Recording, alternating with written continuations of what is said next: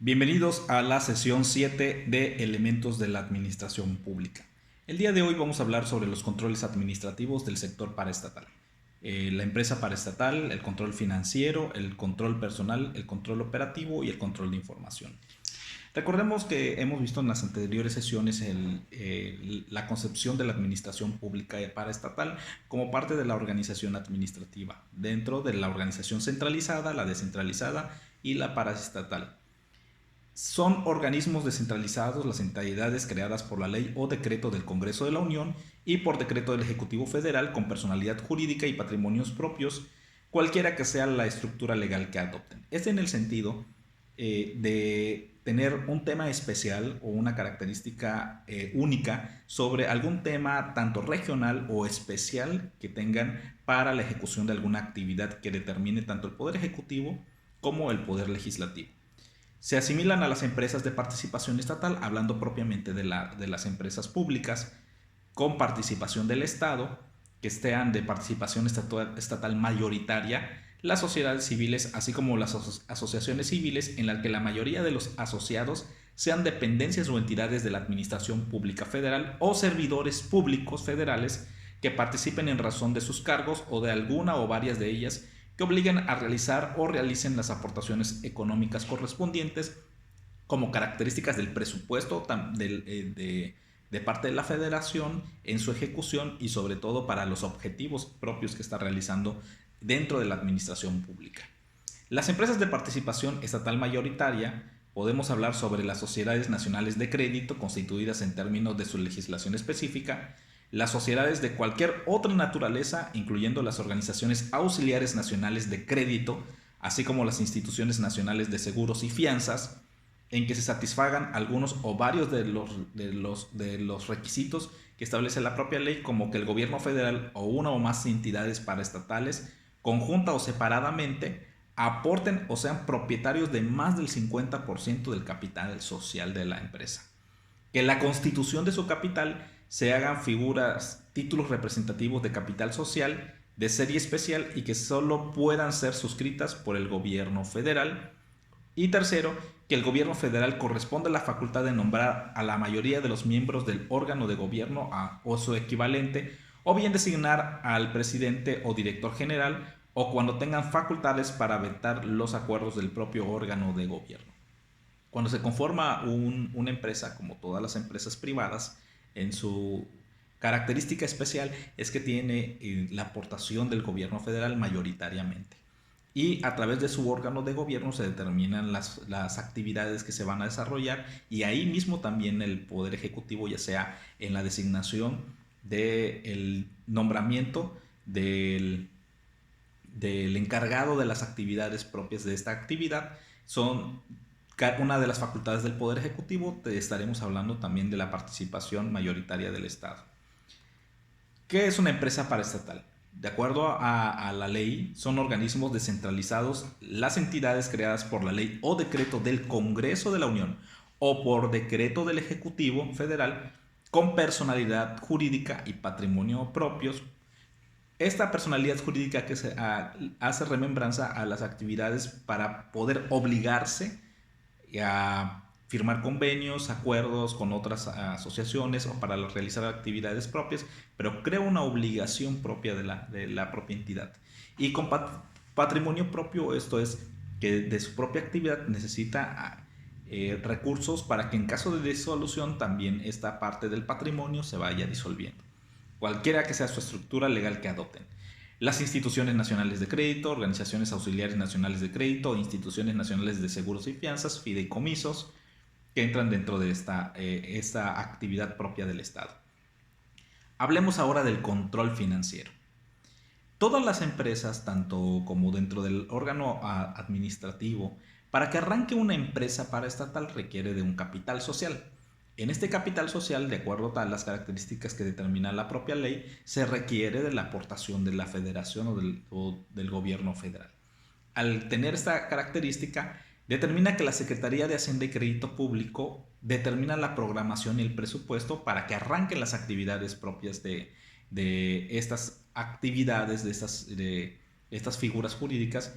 en la esfera de sus atribuciones, realizando los actos que sean necesarios para los efectos a los que va a realizar, como un fideicomiso en la administración pública centralizada, en los fideicomisos constituidos con anterioridad a la entrada del vigor de la propia ley. Los recursos humanos, financieros, materiales con que cuenta la unidad administrativa, cuya adopción o adscripción cambia por disposición o consecuencia del decreto que reglamenta, es el reglamento de la ley de la organización pública, serán transferidos a las nuevas dependencias dentro de un plazo que determina el propio reglamento, que es de 30 días, a partir de entrada del vigor del mismo decreto que crea a la unidad administrativa. Y su registro contable dará inicio a partir del 1 de enero del año que constituye el propio ejercicio. Los titulares de las unidades administrativas y finanzas de las dependencias a que se refiere este decreto serán coordinadores de los procesos de transferencia de los recursos mencionados. Cuando se inicia una unidad administrativa y sobre todo una empresa,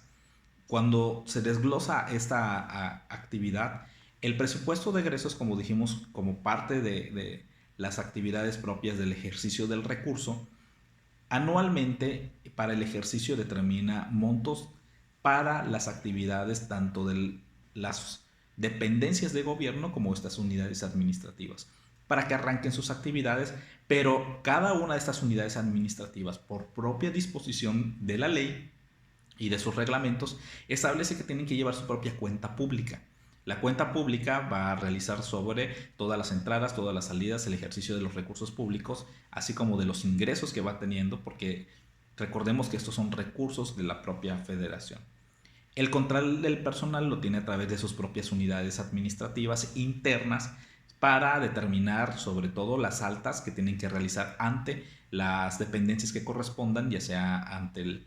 el ISSSTE o el IMSS, dependiendo también de las circunstancias, el propio desglose de los derechos de los propios trabajadores y sobre todo las características que se tienen que tener dentro de su propia rama administrativa, sobre su propio organigrama y también la apertura que va teniendo sobre las características que va desarrollando, cómo va a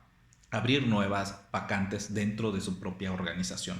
Los recursos humanos y materiales y financieros, así como los archivos y en general el equipo de la Secretaría de Hacienda y Crédito Público hayan utilizado en el desempeño de sus funciones, necesita determinar la programación y presupuesto anual que va teniendo para el ejercicio de sus propias funciones y entra a vigor correspondiente al año del ejercicio fiscal. Es decir,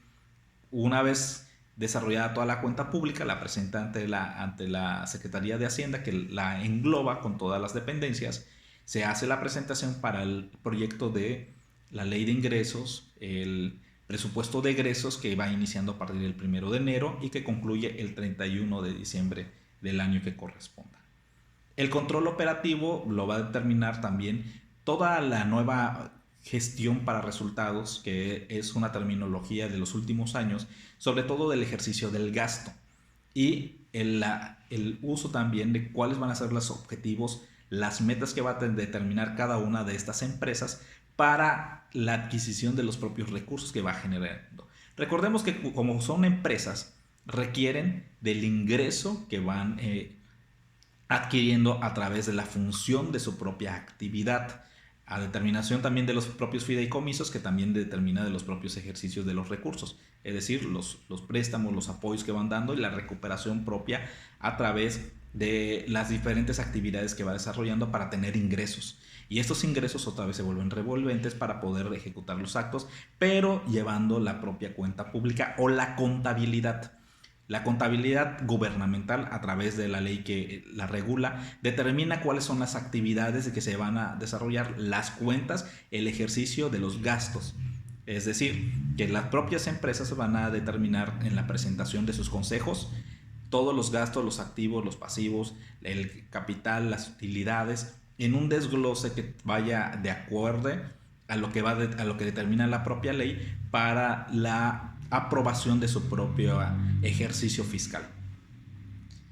Y el control de la información, en los últimos años lo que ha impermeado a través de toda la administración pública, las unidades de transparencia. Esta unidad de transparencia sobre la nueva reglamentación establece que en el propio ejercicio de las funciones se debe de hacer una presentación de todos los recursos que se están ejerciendo, tanto dentro de las actividades propias de la unidad administrativa en su organigrama, es decir, las funciones que se ejercen, las actividades que se ejercen, los servicios que se prestan a través de las unidades que